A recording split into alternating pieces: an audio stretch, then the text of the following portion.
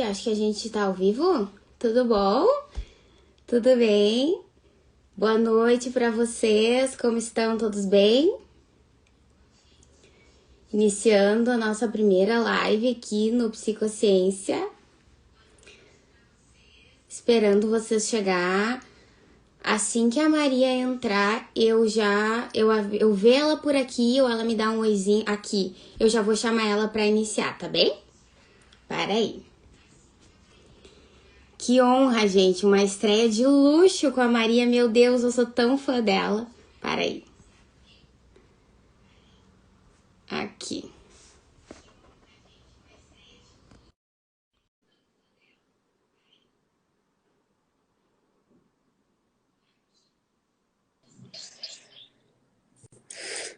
Oi, Maria, tudo bem? Oi, Boa noite. tudo Primeiro eu bem? queria, nossa, te agradecer imensamente o teu carinho, a tua disponibilidade de estar aqui com a gente hoje, conversando um pouquinho sobre saúde mental, sobre essa travessia que a gente está passando, né, dessa pandemia e de todas as intercorrências que se atravessaram diante dessa realidade compulsória.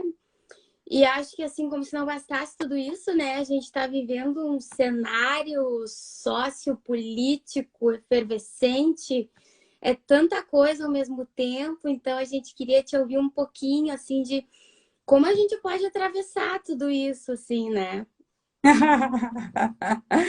Se a gente soubesse, né, como poder atravessar, qual a rota, porque o mar tá tempestuoso, né? Tá difícil, né? Mas, assim, deixa eu pensar. Do ponto de vista, o que tu acha, assim, da nossa saúde psíquica? Uma maneira melhor de olhar para tudo isso, assim, encarar tudo que está acontecendo. Olha, eu sempre falo o seguinte, a melhor maneira de olhar é podendo olhar de fato, né? Ou seja, é você encarar a realidade, né? Não tem essa expressão? Então, é ficar cara a cara com o real. Parece que a gente não está, nem todos estamos fazendo isso, né? Então, o que acontece é que a gente começa a colocar entre várias camadas, inclusive algumas camadas um pouco loucas, do tipo, por exemplo, não tem vírus. Não existe essa história de racismo, agora está com mimimi, né? Esse velho mimimi da esquerda, da direita, de cima, de baixo. Então, assim, foi só um acontecido, né? Sem poder olhar de uma maneira um pouco mais, enfim, minimamente densa, uma cena, né? É uma cena que tem várias leituras possíveis nessa cena, e tem uma cena, várias coleções de cenas muito representativas, né? Ultimamente no mundo que a gente está, né? Sim, tu acha, assim, do pessoal que nega, né? Essa legião de negacionistas que vem negando tudo. Tu acha, assim, Maria, que por nós não termos alguém que exerce essa posição de autoridade simbólica, né? Este líder que poderia estar exercendo uma função assim tão importante até para o ponto de vista da saúde psíquica. Tu acha que isso influencia? Você acha que se tivesse um líder assim, um pouco de outro nível, você acha que a gente estaria menos louco? Essa é a tua esperança? Ai, não. É um pouco a tua pergunta, né? Aí tá uma boa pergunta. Será que quando. Aí eu acho que assim é uma ótima discussão essa da relação entre a massa e o líder, né? Lembra que o Freud fez esse texto canônico que é urgente, tem 100 anos, quase, mas foi escrito há 100 anos mesmo, e é o momento da gente voltar a pensar nas várias projeções sobre esse objeto externo, como diria o Freud, né? Esse Uhum. objeto externo que dialoga com o objeto interno. Então, o que é o objeto para mim? Só existe o líder porque existe esse objeto para mim. Ele é verdadeiro, eu sustento e suporto o outro nesse lugar de líder justamente porque tem alguma função de liderança dessa imagem, desse ideal de eu, que eu coloco sobre o outro, que ocupa o lugar do meu ideal de eu, que eu projeto sobre esse objeto. Então, aí a gente fala assim, bom, mas o problema é o líder, que é o objeto externo, ou o problema é o líder dentro de mim, é aquela função supraegóica que eu tenho para mim, é o meu ideal de eu, é o meu Über-Ich, é o meu super-eu, né? Enfim, essa é a dialética líder-massa. Na verdade, é uma dialética entre três instâncias, que é o ideal de eu, o representante dele no modelo identificatório e o eu. E os vários eus que entram na mesma projeção, que quase sempre é uma construção de real, né? A realidade é sempre uma construção compartilhada psiquicamente. Então, por que que a gente está doente a ponto de precisar fazer uma realidade tão longe do real? Porque sempre tem uma diferença entre o real e a realidade, né? Entre o real mesmo, inabarcável, e o manto de realidade que a gente constrói aqui, que a gente combina que é verdadeiro. Aí o detalhe a gente diz, bom, tem alguma coisa aqui que não tá casando. Peraí, vamos rever qual é o manto de realidade que a gente joga sobre o objeto. Tudo bem, é assim que se fazem as revoluções, os insights, as camadas de novos sentidos. Opa, entendi. Cara, a Terra não é o centro do universo. Não faz sentido. Tudo que a gente está olhando, tudo que a gente está compreendendo, tudo que a gente vê, o nascer do sol, o pôr do sol, a lua. Cara, a Terra não é o centro do universo. Opa, shift, muda a realidade compartilhada. A Terra não é plana. Oh, não é, ela é redonda. Vamos. Gente, então peraí. A gente não vive num mundo justo. E não é que ele. Tem pessoas que não entenderam qual é o jogo e estão jogando mal, porque são preguiçosas e vagabundas e malignas e pecadoras, e que têm o demônio no corpo, ou nasceram bandidas, ou enfim. Não, pode até ter tudo isso, nem estou discutindo isso. Quem sou eu? Mas, não, o jogo ele é injusto. O jogo inteiro é feito de tal maneira que alguns poucos se dão muito bem e um monte de gente se ferra muito. Opa, para tudo. Quem inventou o jogo? Onde está escrito a regra? Cadê a regra não escrita? O que a gente combinou que a gente não está fazendo? O que a gente combinou que a gente não está cumprindo? Quem deveria fiscalizar a regra 1, a regra 2, a regra 3? Aí vamos, né? Aí vamos. Isso daí enfim, basicamente isso é política. Então, a gente está tendo consciência disso tudo. A gente vai negar isso? Podemos negar. A gente já sabe o que é consciente e o que é inconsciente. É muito simples. Quanto mais você nega, de uma maneira mais bruta, uma negação mais profunda, mais o efeito rebote do retorno, mais violência do retorno. Então, vai negar. Aí eu digo, vai queimar. Vai queimar.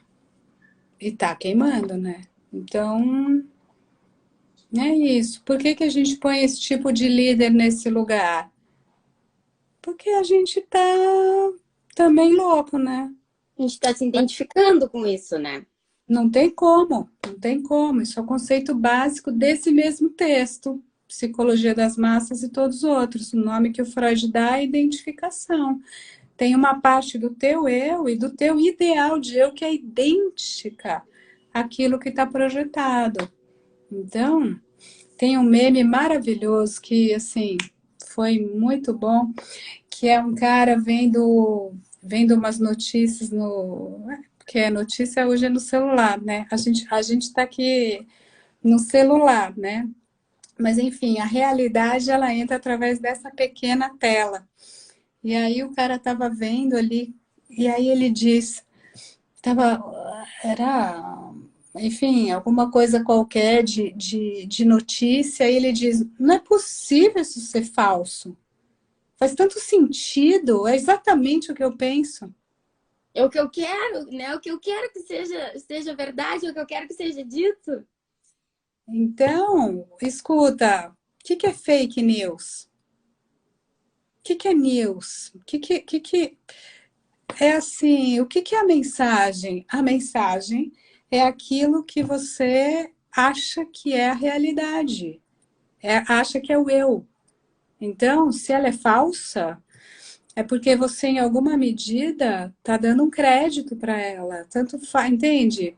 A rigor, do ponto de vista subjetivo, o que é para você o objeto? O objeto é qualquer coisa que acopla com o sujeito. Que juntou, ops, deu liga, eu e você, olha que energia, gracinha, colou. Então, vamos junto, mito. Então, o problema é o que aconteceu, se a gente não estava entendendo o que aconteceu, que a gente tem realmente alguns séculos de ignorância construída, mas muito bem construída, muito, muito, muito bem construída. E todas as outras coisas derivadas, enfim, que entram em relação com isso, que é, enfim, uma bandidagem, uma impunidade, e para todo lado, né? Para todo lado. Não, também a gente não vai poder ser condescendente com nenhum lado do espectro, né? Claro. Enfim, mas é pesado, né? É pesado. Eu tô querendo viver na Nova Zelândia, sabia? Ah, com aquela primeira-ministra maravilhosa? É assim, claro que somos mulheres, né? Mas assim, pode ser a Alemanha também, que tem outra interessante, né? E a mina ainda é A Mer- bióloga, né? Angela Merkel. Mas assim, a Jacinda, ela é muito interessante na postura, assim, é uma posição tão adulta. Então, assim, eu estou vindo aqui todos os dias para falar com vocês. A gente está passando por uma crise, então, ó, é o seguinte, hoje, caneta tal, dia tal, a lei tal, papel tal, o que aconteceu, o que a gente fez, o que a gente acha que vai acontecer, como é que foi, né? Então, assim, é uma relação que olha, funciona assim, o vírus tem essa e aquela mobilidade, tais características, tem tais experimentos com tais drogas, a gente vai fazer, né, que é a tal do padrão ouro, a gente precisa testar com a droga A, com a droga B e com nenhuma. Tudo bem, dá para entender isso, não dá? Vamos ver se funciona limoeiro para dor de cabeça, se funciona Novalgina, nada. Então vamos cruzar tudo isso. A gente já tem metodologia para fazer isso. Não tem outra metodologia para você descobrir as coisas sem ser experimentando. É isso que é ciência. Não é muito diferente disso. É assim, a gente já descobriu isso há alguns poucos anos, em termos de história humana, faz pouquíssimo tempo, 300 anos, 400 anos, que a gente descobriu que para você saber se a cloroquina funciona ou não funciona, não é difícil agora, porque você tem doença e você tem remédio. Se você tem agora uma doença, você tem agora um vírus, uma doença, e se você tem agora um medicamento, não é complicado, você junta um com o outro. Agora, tudo bem, tem muita gente muito interessante que sabe desenhar o experimento, né? Eu tenho um amigo que brasileiro foi para a Bélgica, sede de grandes laboratórios, indústria química, porque o cara é fera em desenhar experimento. É uma coisa entre a biologia, matemática, estatística, então tá. Então vamos desenhar quantas pessoas tem que tomar no dia 1, no dia 2, no dia 3, no dia 4, com essa taxa viral, com essa, com esse pulmão assim, assim, assim, assim, sintomático, assintomático, tem que dar para todo mundo, tem que dar no começo. Parece que é cloroquina precoce, parece que depois não funciona, parece que tem outras drogas boas, melhores, piores. Como fazer? Não é para falar eu sou contra ou a favor. Não é eu sou contra ou eu sou a favor. Eu acho que essas expressões deviam ser muito cuidadosamente usadas. Não é sou contra Deus, sou a favor de Deus. Sou contra um medicamento, sou a favor, sou contra, entende? Eu sou contra, a favor, corte de imposto para a empresa. Escuta, tudo bem, se você pesquisou, se você tem um lugar embasado, tal, a gente viu nos Estados Unidos, o Trump cortou tudo para os altos, né? Então, assim, funcionou? Não sei. A Bolsa duplicou. A Bolsa subiu 50%. Em 2017, o Trump cortou imposto. Tirou o serviço público. Funcionou? Está explodindo. Como é que você vai fazer essa mediação? Eu sou liberal? Eu sou liberal? Eu sou de direita? Escuta, o que quer dizer isso? Vamos pensar, vamos, né? Vamos experimentar, vamos testar, vamos ter número, ter dado, avaliar, debater e fazer, debater e fazer, debater e fazer. Mas é isso, né, Maria? Tem um senador norte-americano que ele diz isso, né? Que tu tem direito à tua opinião, só não tem direito aos próprios fatos. Né? E é mais ou menos isso. As pessoas não desenvolvem, não constroem um mínimo argumento, né? Elas acham que a minha opinião vale tanto quanto um estudo científico, né? Elas refutam estudos científicos com opiniões. Não, então assim, apresenta o teu estudo, o teu artigo para refutar isso, né? Mas eu tava te vendo esses dias numa das tuas muitas entrevistas, né? Que tu tá sendo tão chamada agora para falar sobre tantas coisas. E eu achei tão interessante, assim, uma coisa que tu trouxe, no sentido de que, assim, a gente via que as pessoas, uma das dificuldades mais, toda essa notícia de que nós tínhamos que parar, suspender os nossos compromissos e tal, e as pessoas não conseguiam parar. Né? Justamente por essa lógica de capitalista, consumo, desempenho, produção, aceleração, aquela coisa toda. E aí tu disse assim, tu estava contando que tu via a vida como um mundo, formiguinhas correndo para lá e para cá, e que tu achava que não precisava de tanta falação. E eu achei aquilo tão fantástico. E, bom, aqui, eu tenho um livro por tudo, mas eu não vou mentir. Olha aqui o último livro que eu li, tá? Que é uma que fala de silêncio Esse teu, né? é difícil, viu? Esse muito bem. Esse é um doutorado, esse tem até nota de rodapé, hein? Não, O olha, gente, Menina, o coisa de menina é mais. Mas esse é alto nível. eu tenho. Não que coisa de menina não seja, ele é Não, também, mas ele é disfarçado, alto nível. Como falou uma amiga minha que é do mercado, cabeção, hein? Cabeção. Mas uhum. assim, o coisa de menina, que por acaso tá. Ó, já que você mostrou, vou mostrar também. E por acaso ele tá aqui que eu tive que. Ele é um pouco mais, é uma linguagem mais corrente, porque ele é até uma conversa. Mas o limiar, ele é um pouco essa pergunta a partir da Clarice, né? Que, enfim, a obra inteira da Clarice Lispector é também uma interrogação sobre o que é escrever, o que é dizer e qual é o limite da palavra, que a palavra ela não pode ser assim, ela não casa com o real. Era um pouco isso que eu estava falando da realidade do real, né?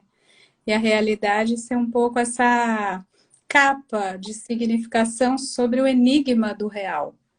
Isso é também Lacan. É um pouco A tessitura conceitual do limiar que você mostrou é esse jogo do Lacan RSI, real, simbólico e imaginário, né? Uhum. E está lá atrás, tá? É uma questão básica da filosofia, é Platão, é Kant, é a coisa em si, né? E a coisa para si, para o outro, o nosso olhar sobre a coisa e o que é a coisa mesmo. O númenon e fenômenon. Enfim, é um dos debates, é um top 5, vai, da história do pensamento. É um das, enfim, das angústias humanas, né? Afinal, o que que é? Aí você fala, bom, isso daqui é a luz, mas o que é a luz? São fótons, mas o que é um fóton? O que é a matéria? Afinal, o que é a vida? O que é enfim, o que é a matéria que é escura e que eu nem sei, mas, né? E para falar, eu queria pegar o começo do que você comentou, que eu acho que também é importante, além da correria e do espaço do silêncio, que eu vou voltar, mas antes queria só voltar aqui, ó. No comecinho você falou da opinião. E sim, a doxa, né, para os gregos, a doxa, a opinião, é um campo onde você acha que eu sou a favor de, eu acho que a minha opinião diz, meu coração diz, e minha mãe diz, meu pai diz, meu avô, meu trisavô, o outro, meu vizinho, meu marido, que eu confio muito, o amigo, as redes sociais, né, o fio, follow, vai seguindo. Tá, aí há mais ou menos 2.500 anos, né, o famoso século V de Péricles grego, funda essa outra maneira de pensar de uma forma mais clara. Né? A filosofia tem uma construção vasta e mais longa, mas nesse momento histórico a gente diz, ok, vamos fazer filosofia, vamos sair da doxa. Não é mais a opinião, a gente inventou um jeito de pensar. É a tal da metodologia da filosofia. Vamos organizar o pensamento? Aí você tem Platão e, sobretudo, a lógica aristotélica. A lógica. Vamos ver como é que as coisas se enunciam. S é P, não S, não P, tal. Aí tem toda uma conversa que depois a matemática no 20 ela retoma e eventualmente subverte. E tem o Frege, e tem o Lacan, e tem outro tipo de proposição para a lógica, mas a gente vai estudar o que é o pensamento e como é que eu me autorizo a dizer se isto, então aquilo. Se acontece tal coisa, se tem 1, 2, 3 eventos, então o que eu posso derivar logicamente com verdade? Só que aí, alguns séculos depois disso, a gente já inventou essa outra metodologia, da qual eu estava falando, que é a metodologia científica. Que a gente, com a análise lógica dos enunciados, a gente ainda vê as coisas, a gente põe a mão na massa. Então, a gente vai fazer assim e fazer assado. Vamos comparar. Experimentação, comparação, medição, controles, grupo de controle, grupo neutro, 0, 1, 2, P, né? Laboratório, ou pesquisa mesmo com sociologia. Vamos ver quem são as pessoas, o que que você acha que você é, o que que você acha que você pensa, e o que que você acha, mas que você, na verdade, faz uma coisa diferente do que você é. Então, você é negro, você é pardo, você é branco? Como é isso?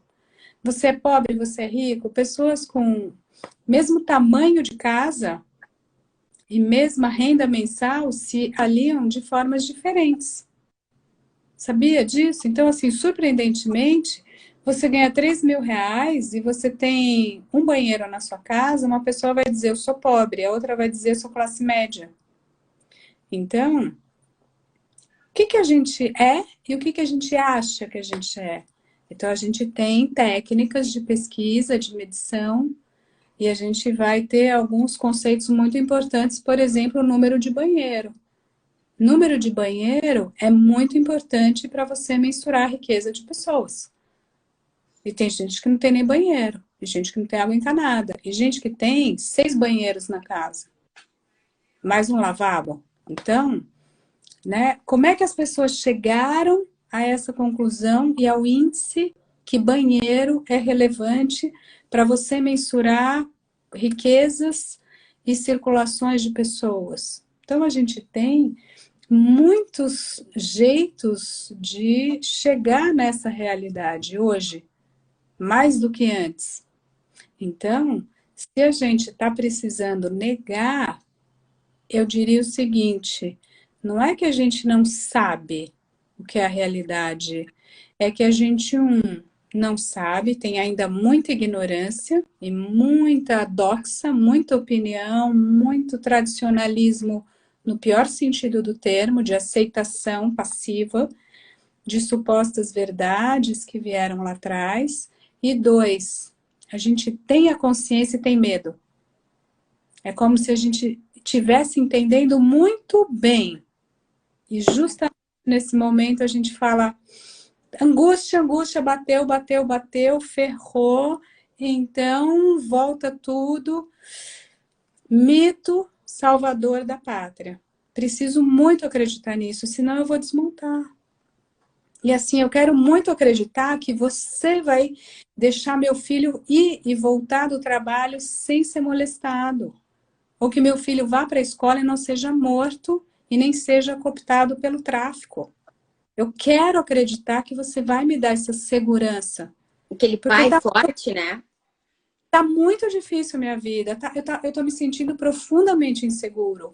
Então, eu pago qualquer preço, mesmo abrir mão da minha estrutura subjetiva, para acreditar a você o poder de transformar essa realidade insegura para mim.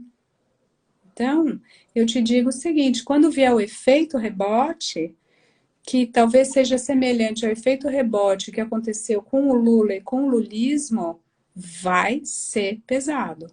Vai ser pesado. Porque, de novo, eu fui enganado. De novo, eu fui enganado. E aí o amor e a idealização se transformam no seu reverso. E vira o quê? Vira ódio. Vira ódio e destruição.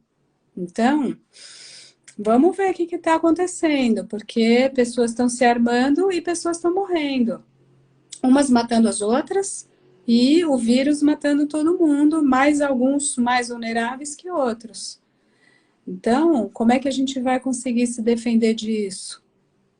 E o vírus, esse medo coletivo é real, né, Maria? Ele não é... As pessoas estavam com medo de ser uma coisa paranoide, mas não, ele é letal, né? Nós acumulamos número de mortes, infelizmente, dia após dia. Então, assim, tu acha que, assim, tá um pouco paranoide nesse momento, tá tudo certo? Quando a paranoia é útil.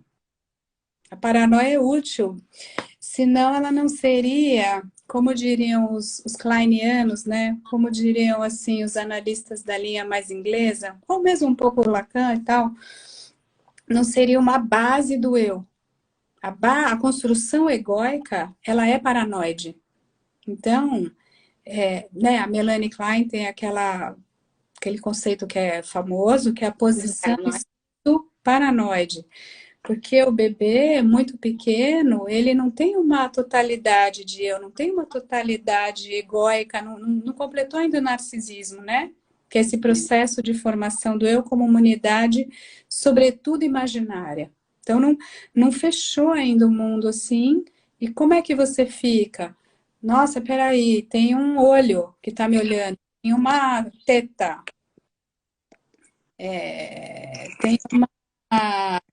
tem uma mão, tem o nariz, sabe que criança vê, tem até estudos sobre isso, né? Vê o rosto todo confuso. Depois que ela fixa aqui o nosso olho de adulto, mais ou menos não muito maluco, a gente vê assim, né? 2 olhos, nariz, boca, já é intuitivo, mas o bebê vê um olho aqui, uma boca aqui, uma orelha, vê partes, famoso objeto parcial. Então, esses objetos podem me atacar. E o que eu mesmo sinto, eu posso colocar para você e eu tenho medo do que eu mesmo senti que vai me invadir. né? Se eu sentir ódio, você está me odiando e você vai me perseguir. Se eu sentir ciúme, é você que está com ciúme de mim. Se eu estou com ciúme de você, é você que está me traindo. Se eu desejei te trair, esse é o delírio de ciúme e a paranoia, né? Tem até um texto do Freud. Então, a gente é muito confuso entre eu e o outro. Bobeou, tomou um chá, tomou uns MDs, tomou, né, sei lá, uns cogumelos, umas histórias, você vai entrar na noia. Então, até aí, somos todos. Somos todos e no fundinho ali tem um pedacinho. Agora, a pergunta é, quanto real ele está realmente sendo perigoso? Quanto eu posso sofrer um ataque do objeto, do real? Quanto isso é a minha forma de começar a entender o mundo, que o mundo às vezes vai me dar prazer e às vezes vai me dar desprazer, que essa é a função básica de você começar a construir o eu e decifrar o quanto é paranoia, o quanto você tem que assustar, o quanto você tem que ter raiva, o quanto você tem que agredir, o quanto você tem que lutar e o quanto você pode confiar. Então, o quanto é tua investigação ou o quanto é uma projeção tua? Hoje, eu vou te falar, não é paranoia você ter medo. Isso é muito diferente. Medo e paranoia são afetos muito diferentes. Acho muito bom ter medo. Acho muito bom se cuidar. A gente, Protetivo, né? a gente não está na paranoia. A gente não está na paranoia. A gente está na mania mais delirante. A gente está maníaco. Lembra a coisa bipolar? Maníaco depressivo? A gente não está numa posição depressiva de ter consciência de e de temer o mundo e temer a realidade, temer o risco e a morte. A gente está num processo louco e maníaco, profundamente maníaco. A nossa curva está ascendente, está muito ascendente. Então, assim, a gente está fazendo um suicídio coletivo. É uma pulsão de morte desvairada, né? Como assim? Né? Para citar aqui, sabe que eu estou envolvida numa pequena iniciativa que é uma revista de Instagram, porque o tempo está um pouco complexo e não tem nem dinheiro, nem papel, nem tipografia, nem nada. Aí a gente está fazendo uma revista que chama Queimada, que tem no Insta. Depois, se alguém quiser ver, enfim, no tem a Queimada, o Insta, né? Eu acho que é underline Queimada ou Eu entra. compartilho aqui depois para todo mundo. Depois você põe. Ou, Tá. ou, ou no meu mesmo, tá? Deve ter uma ou outra menção, mas assim, tem várias pessoas interessantes e tem uma economista, que é a Laura, que está escrevendo uma coluna com a mãe dela, que é epidemiologista. E aí ela chama A Curva essa coluna. E elas estão fazendo análise dos gráficos que estão saindo aí. Então, assim, os países estão numa forma assim, né? Ou mais ou menos tentando baixar, o Brasil está assim. Ups! Um míssil. Essa foi a expressão que elas usaram. Então, como assim? Como assim? Numa curva ascendente exponencial, sendo que a gente tem estudos para ver o grau de subnotificação. E você sabe que o Brasil, o número é entre 13 e 14.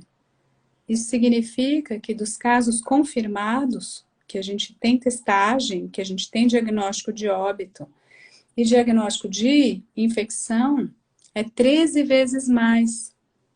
O número de infectados é 13, 14 vezes mais, 13,x, né? Esse é o intervalo. De infectados, de óbitos é um pouquinho menor. É 12 vezes mais. Então,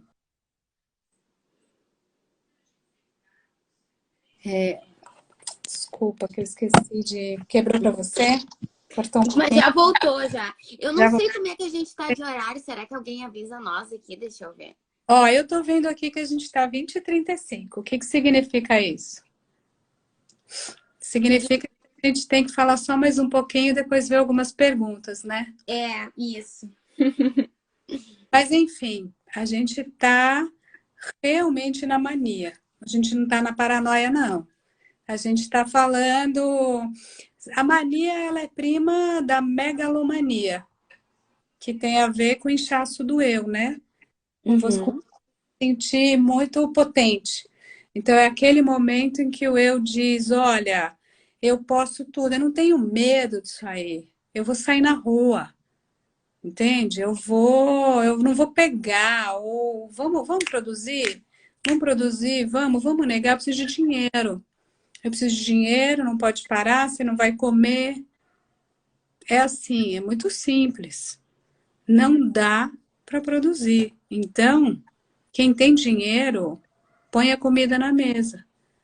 Quem tem dinheiro? Quem tem mais dinheiro que quem não tem? E o Estado. Então, vamos pegar o dinheiro de onde o dinheiro estiver.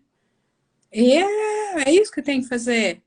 Quando eu falo, vai trabalhar, porque a minha empresa não pode parar, você está sendo duplamente, não vou usar palavras muito pesadas, mas você está sendo duplamente autocentrado. Primeiro que você não pode suportar o fato de não continuar a ganhar muito em cima dos outros. Segundo, que você não pode suportar o fato de ter que pagar para o outro não trabalhar para você. É insuportável para você a ideia de que você pague e o outro goze o não trabalho. Qual é a ideia suportável para uma elite ultra predatória?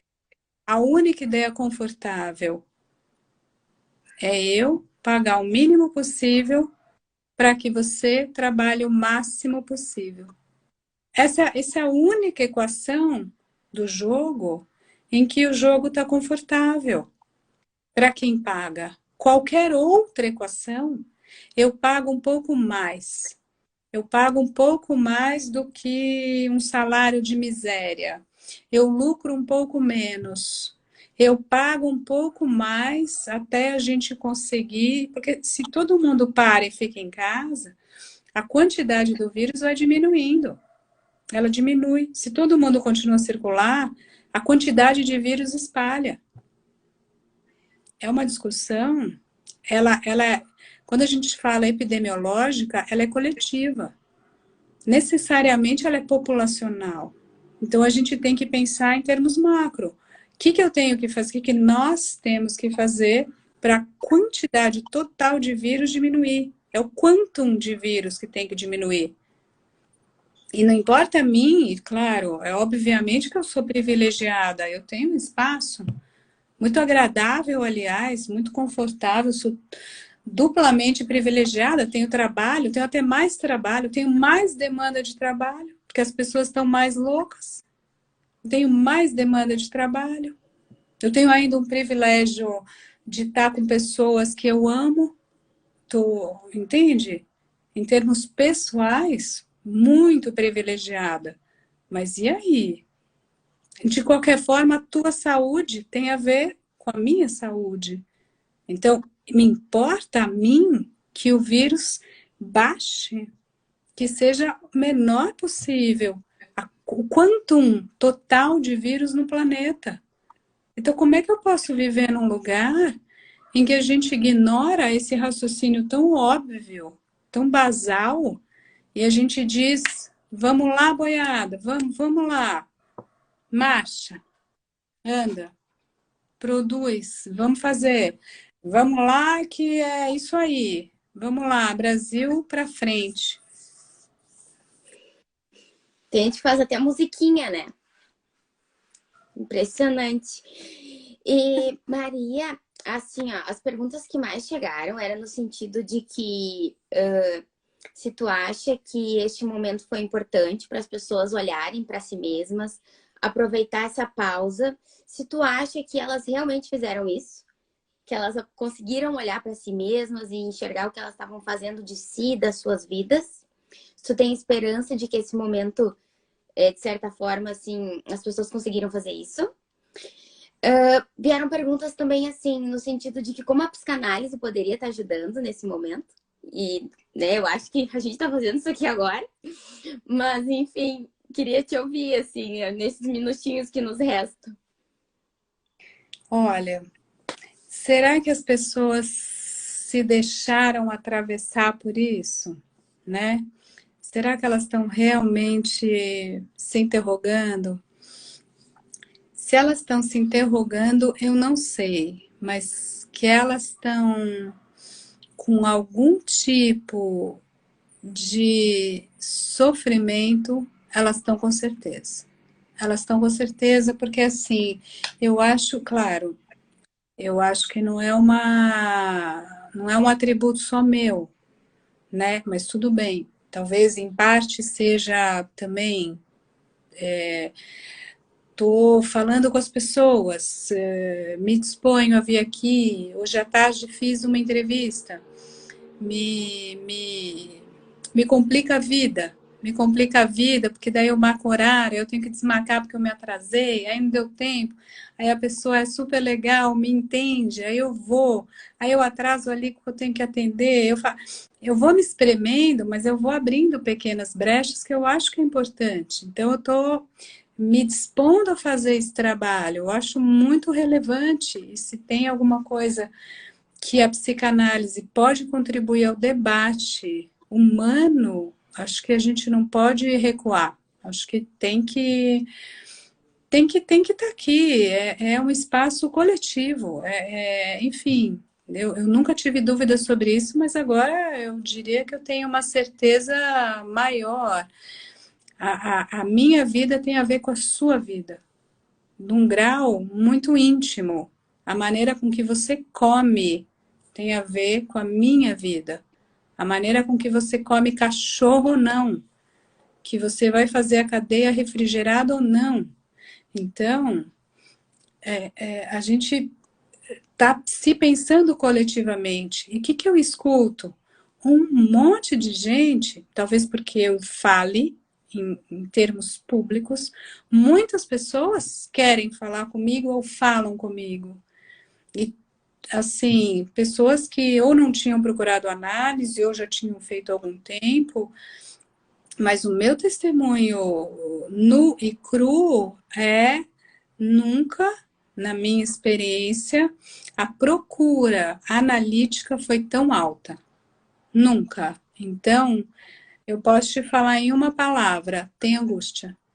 Tem angústia, porque a gente sabe, quando alguém chega e te liga, porque eu queria me conhecer melhor, tudo bem. Porque eu estou na dúvida se eu caso, se eu separo, tudo bem. Porque eu não sei o que fazer da minha vida, tudo bem. Sempre, qualquer que seja a questão, né? Eu estou com medo do vestido que eu vou usar na minha festa, enfim. Sempre tem um nó que, no fundo, é uma angústia fundamental. O que é uma Se tem angústia? uma coisa que não mente, é angústia, né? Sim, e ela é fundamental no sentido de que é toda a tua vida que está em jogo. Para além de coronavírus, para além de presidentes e políticos, e mulheres e negros, e velhices, nascimentos, traições. É uma angústia que tem a ver com a tua forma de se colocar no mundo. E agora, tudo isso que a gente está vivendo balançou o eixo tal, talvez, da alienação acelerada na qual vínhamos, que fez todo mundo falar, tá doendo, raspou, tá aqui, ó. É que hoje tá frio, tô de... Mas assim, ó, arranhou a pele, sabe? Quando tá todo mundo arranhado, não tem para ninguém. Não tem para nem, tá arranhando, tá? Às vezes tá sangrando. Se você tinha um pezinho ali meio borderline, fica tranquilo que você vai dar uma surtadinha. Se for surtadinha, então assim, você vai dar uma delirada, você vai entrar numa paranoinha, aí é uma paranoia real, não é de vírus não, paranoia mesmo. se você tinha muito ciúme, se você tinha muito medo de morrer, se você tinha muito medo de ser traído, se você tinha muito medo de ficar pobre, se você tinha medo de envelhecer, de não ter dinheiro na aposentadoria, que seu filho fosse bandido, enfim. Qualquer que fosse o teu fantasma, ele tá à flor da pele. Então, eu acho que a gente vai sair dessa melhor, não sei, mas mais consciente a gente vai. E eu vislumbro dois movimentos. O primeiro, o próximo, depois que isso passar, vamos ver quando, se e como vai passar. O primeiro movimento vai ser de recuo, porque o ego é uma coisa incrível. Esse eu é um bichinho fogo, porque ele vem se defende, não é? A Ana Freud, filha do Freud, os mecanismos de defesa do eu. Então, bobeou, você vai acelerar, você vai loucamente na balada, na praia, no boteco, vai beber mais que você está bebendo, vai encontrar pessoa, vai... E aí você vai acelerar a produção, você vai surtar e vai pá, pá, pá. Depois que você cansar, que cansa, né? Aí você fala, nossa, o que, que é mesmo que eu vivi? O que, que é mesmo que a gente viveu? Peraí, o que, que a gente fez? A gente matou um monte de índio. Peraí, a gente está destruindo. A gente esperou passar um monte de coisa para... Peraí, como é que é o mundo que a gente está levando? Qual que é o sistema de vida? Qual é a sistemática aqui da vida que a gente está vivendo? Vamos... Deixa eu pensar um pouco sobre isso. Deixa eu ver como é que é isso. Para, para tudo que, assim, aquilo que... Aí vai caindo as fichinhas, né? Porque agora a gente está no vrum da experiência, sabe? Quando vê o carro te atropela. Agora é o atropelamento. Mas eu confio, o psiquismo não para. Ele vai trabalhar. Ele vai trabalhar, ele vai elaborar. E a gente vai ter uma elaboração de cauda longa. Vai ter um tempo para digerir tudo isso. Vai ter uns anos bons. Vai ter um tempo bom para até para eventualmente se arrepender das não diretrizes que a gente seguiu neste momento que a gente tem a oportunidade de se repensar como civilização. Que seja para elaborar o luto das oportunidades eventualmente perdidas. Não vai ser fácil. Eu não sei como é que a gente está de tempo, mas assim, ó, perguntas que vieram assim, qual o lugar do choro nessa história? Existe um lado fascista em todos nós? Que mais? Como é que funciona? Ah, essa daqui não vai dar, porque teria que ter muito tempo para responder. Sei se tu quer responder essas, quer deixar alguma dica, alguma coisa. Existe um lado fascista em todos nós. Existe um lado que é, vamos dizer, ele é de desconexão de ligação, né? Eu sei que eu estou falando de um jeito estranho, mas assim, lembrando da ideia de pulsão de morte, existe um lado que ele quer desfazer. Ele quer desconectar, ele quer separar, ele quer, né? Ele é destrutivo, ele é destruição nesse sentido. Ele quer... Tuf, a pulsão de vida é assim, ela é liga, ela é cola, ela é conexão, e a pulsão de morte, ela é desconexão. Então, isso existe, isso existe. Como vai, em termos...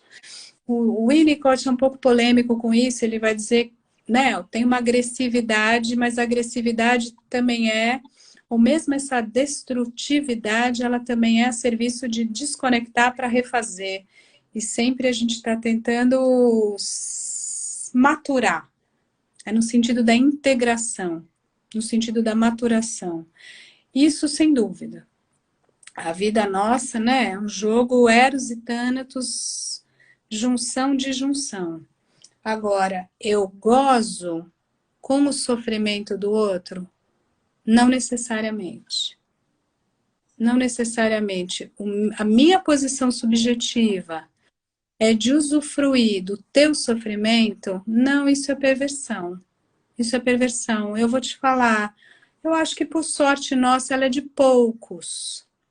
Ela é de poucos. Só que na liga da massa, quando tem informação subjetiva de massa, aí a gente faz uma identificação com esse líder que ocupa o lugar de ideal de eu. E se é o ideal que está aqui com a nossa massa, com o nosso grupo, só pode ser porque o contra-ideal está jogado fora, fora do grupo. A definição de grupo é que a gente é o ideal e para a gente conseguir ser melhor, alguém tem que ser pior, alguém tem que ser culpado. Então, a estrutura de massa, ela normalmente vai regredir para uma posição de ataque destrutivo do outro maligno que está fora do eu. Então, você vai fazer um jogo muito arcaico, muito primário, de ter que destruir o outro. Quem goza com essa destruição são poucos, são os super perversos, meio psicopático. Agora, um eu muito fragilizado, que precisa pegar pedaços de si mesmo, que ele não gosta muito, e pôr no outro, e falar que quem rouba, quem faz política velha, quem faz cooptação com o centrão é petista e precisa pôr lá atrás no petista e destruir o comunismo, o marxismo cultural e tal. Essa operação lógica, essa operação, ela é louca. Ela é uma fundação projetiva do eu sobre o não eu. Ela pega um pedaço de si mesmo que você não está conseguindo assumir em você e coloca lá. Isso é fascismo? É um pouco a estrutura lógica do fascismo, sim. Sim. É fascista no sentido perverso do termo, no sentido meio coloquial do termo? Não necessariamente.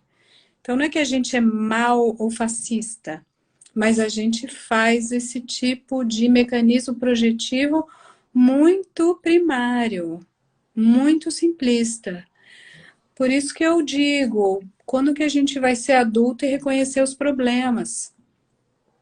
Que tem uma tradição de política altamente fisiológica no Brasil. O que é isso? Então vamos ver. Vamos ver o que é mensalão, vamos ver o que é petrolão, vamos ver o que é corrupção corporativa, quando você tem que fazer grandes obras, seja Belo Monte, seja o metrô em São Paulo, o que é privatizar, o que é você abocanhar o Estado, né? E todos nós fazemos isso, todos nós, todo o espectro. Vamos sentar como adulto e vamos identificar. Sim, tem racismo estrutural, sim, tem corrupção estrutural, sim, tem fisiologismo estrutural, e vamos combinar. Que regra, que pacto, que jeito de lidar com a realidade. Não tem saída. Para fazer um arco dramático da nossa live, né? Não tem saída, vamos olhar o real. Convite é olhar para o real, né, Maria? Com algum silêncio. Com muito silêncio, na humildade de poder calar diante daquilo que a gente não pode ainda conhecer ou não sabe expressar. Como diria Wittgenstein, né? Enfim, ele é complicado porque tem duas.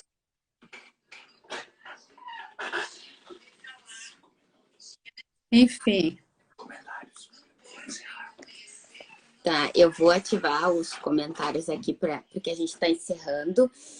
Então, assim, meu Deus, eu não tenho palavras para agradecer a presença da Maria aqui com a gente. Eu estou tão feliz e tão honrada. Muito, muito obrigada, Maria, pela tua disponibilidade. Nossa deusa da psicanálise, obrigada mesmo. Queria poder ficar te ouvindo assim, ad eterno, né?